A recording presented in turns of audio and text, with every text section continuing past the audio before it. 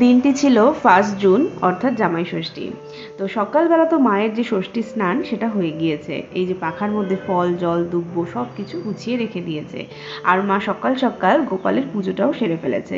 তোমাদেরকে বলে রাখি, আমাদের যে জামাই হলেই ষষ্ঠী হয় এমন নয়, মানে আমার বাপের বাড়িতে নিয়ম সন্তান হলেই ষষ্ঠী হয়। তাই ছোটোবেলা থেকেই দেখে আসছি মা, বড় মা, জিম্মা প্রত্যেকেই এরকম পাখা নিয়ে স্নান করে এবং আমাদের হাতে একটা করে ফল, পাখার জল, ধান দুব্ব দিয়ে থাকে।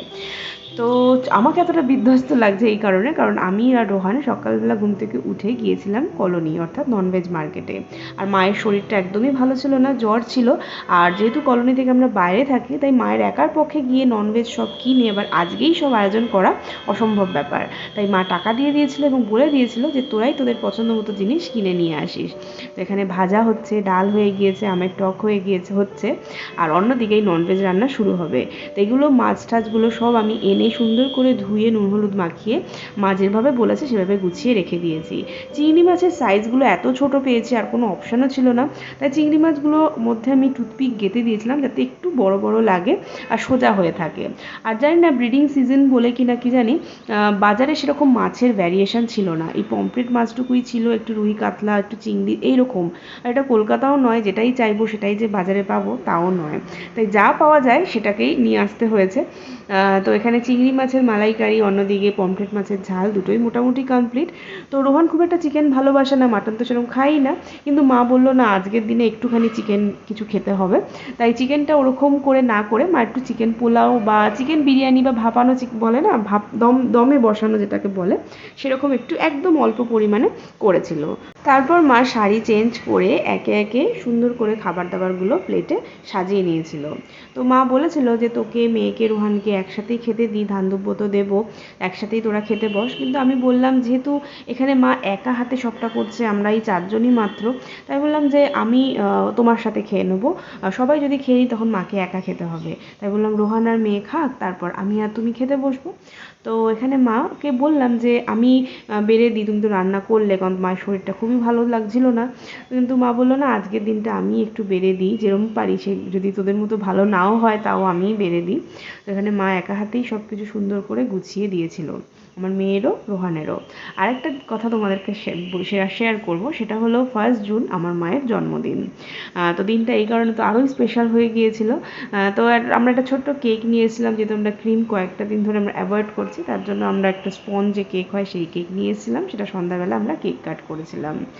তো এখানে 5 রকম ভাজা সব কিছু যা যা বানিয়েছিল সেগুলো সাজিয়ে দিয়েছে, আর অন্য একটি প্লেটে এরকম সব ফল মা সুন্দর করে কেটে দিয়েছে।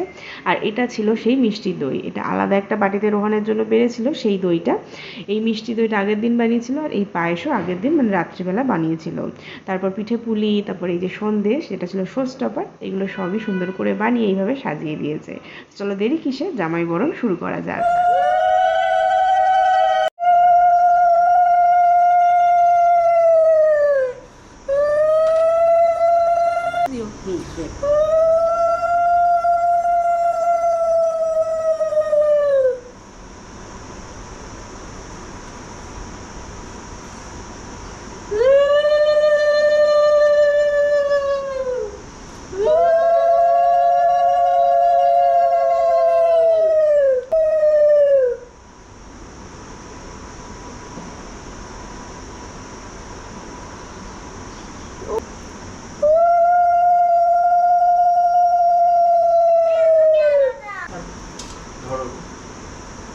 ধরো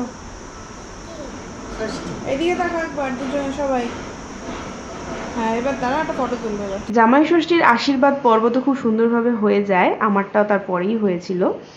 তো এখানে আমি মাকে বললাম তুমি বসো, আমি তোমাকে সব এনে দিচ্ছি, তুমি রোহানের সামনে সুন্দর করে গুছিয়ে সব দেবে। তো এখানে মা যে পাখা নিয়ে স্নান করেছিল, পাখার জলটা মা একটা ছোট ঘটির মধ্যে তুলে রেখেছিল, কারণ এই পাখাতে জল ধরে না, জল সব পড়ে যায়, আর দিতে দিতে জল হয়তো তখন থাকবেও না। তাই মা শাওয়ারেই স্নান করেছিল, কারণ এখানে তো পুকুর নেই। আর ওইভাবে একটা ছোট ঘটির মধ্যে জল ধরে রেখেছিল। তো পাখার মধ্যে যা যা দেয়, যেমন করম চা বা বাঁশের শীষ, দুব্বো, এগুলো সব তো জোগাড় করা সম্ভব নয়, যেহেতু কোনো করম চা পাওয়া যায় না। কিন্তু তাও আমি সোসাইটি থেকে একটু দুব্বো, ধান তো ঘরেই ছিল, আর হচ্ছে বাঁশের শীষ, এগুলো এনে দিয়েছিলাম। তো সেগুলো দিয়েই মা স্নান করে এইভাবে জামাইষষ্ঠী প্রতি বছর এরকমই করে থাকে। শিলচরে যদিও বা পাওয়া যেত, এখানে তো সব কিছু একদমই পাওয়া যায় না। তো এখানে পায়েস খাইয়ে দিয়ে জামাই পর্বর যে খাওয়া দাওয়া সেটা শুরু হলো। ওরা খাওয়া দাওয়া হয়ে যাওয়ার পরে তারপর আমি আর মা খেতে বসেছিলাম। যদিও জামাই এত খাবার তো একবারে খেতে পারেনি, কিন্তু যেহেতু রোহানকে দেওয়ার জিনিস রোহানকেই ফিনিশ করতে হবে, তো রোহান রেখে রেখে বেশ কয়েকদিন ধরে খাবারগুলো খেয়েছিল। তো আমার মেয়েরও খুব খাবার খেয়ে ভালো লেগেছে।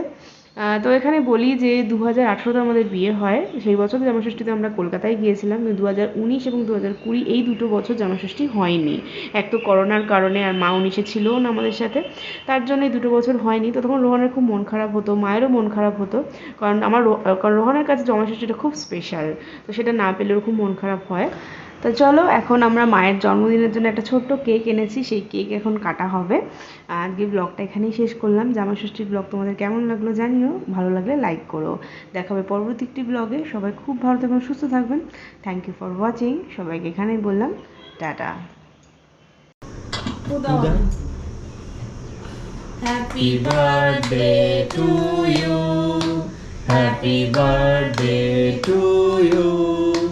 Happy birthday dear Vida. Happy birthday to you. May God bless you. May God bless you. Happy birthday, happy birthday. দেবো। হ্যাঁ, ছাড়ো ছাড়ো ছাড়ো। এনে খাইয়ে দে, দিদাকে খাইয়ে